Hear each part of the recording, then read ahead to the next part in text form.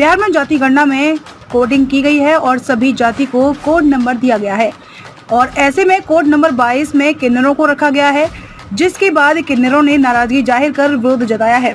वहीं किन्नरों की प्रतिनिधि करने वाली किन्नर रेशमा ने बताया कि हम एक लैंगिकता है और यह हमारी जिंदगी की पहचान होती है और स्वयं की पहचान के लिए ट्रांसजेंडर प्रोटेक्टिव एक्ट है और आप कानून को नहीं मानते हैं। आप ट्रांसजेंडर को जाति के रूप में मान रहे हो। जब पिछड़ा वर्ग में हमें जाति आरक्षण दिया था तो हमें लग रहा था कि हमें पिछड़ा समझ के दिया, हमें नहीं समझ में आ रहा था कि जाति के रूप में कर रहे हो और ट्रांसजेंडर जाति है, यह एक लैंगिकता है।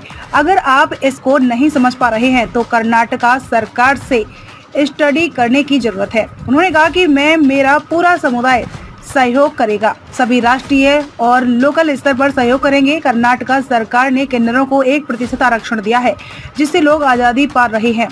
तो मैं इस पे बात करने के लिए मुख्यमंत्री, उप मुख्यमंत्री और मुख्य सचिव, अपर मुख्य सचिव, सामान्य प्रशासन विभाग सभी के पास जाकर प्रतिवेदन दूंगी। यदि कोई सुनता है तो ठीक है, नहीं तो फिर न्यायालय से न्याय के लिए गुहार लगाऊंगी। निश्चित रूप से न्यायालय जाकर न्याय मांगेंगे। पटना से ब्यूरो रिपोर्ट।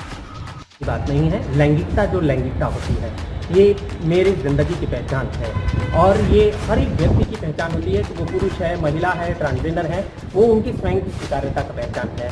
और स्वयं की स्वीकार्यता की पहचान के लिए transgender protection right act, NALSA का जजमेंट, ये सारी चीज़ें मौजूद हैं। आप कानून को नहीं मानते हैं तो आप इस तरीके की स्थितियाँ उत्पन्न कर रहे हो कि ट्रांसजेंडर को जाति के रूप में मान रहे हो।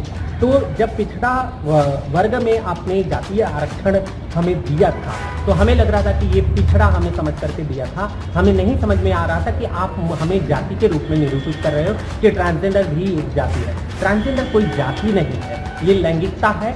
अगर आप नहीं समझ पा रहे हो तो कर्नाटक राज्य सरकार को जाकर के स्टडी करने की जरूरत है। मैं सहयोग करूंगी, मेरे ट्रांसजेंडर साथी, मेरे नेशनली राष्ट्रीय स्तर और राज्य स्तर और एक लोकल स्तर के व्यक्ति भी आपको सहयोग कर सकते हैं। आपको कर्नाटका जाकर के दिखा सकते हैं कि आप इसको कैसे समझ सकते हैं। तो उन्होंने 1% सेपरेट रिजर्वेशन दिया है और उस सेपरेट रिजर्वेशन से वो अपने जीवन के अधिकार के लिए आज़ादी पा रहे हैं।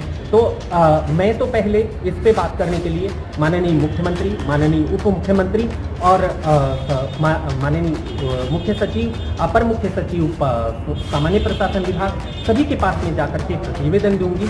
यदि कोई सुनते हैं तो ठीक है, नहीं तो न्यायालय से न्याय के लिए हम न्यायालय भी जाएंगे। निश्चित तौर पे न्यायालय जाने का लिए हम प्रयास करेंगे क्योंकि ये लैंगिकता के इतिहास को खत्म करने का स्थितियाँ हैं।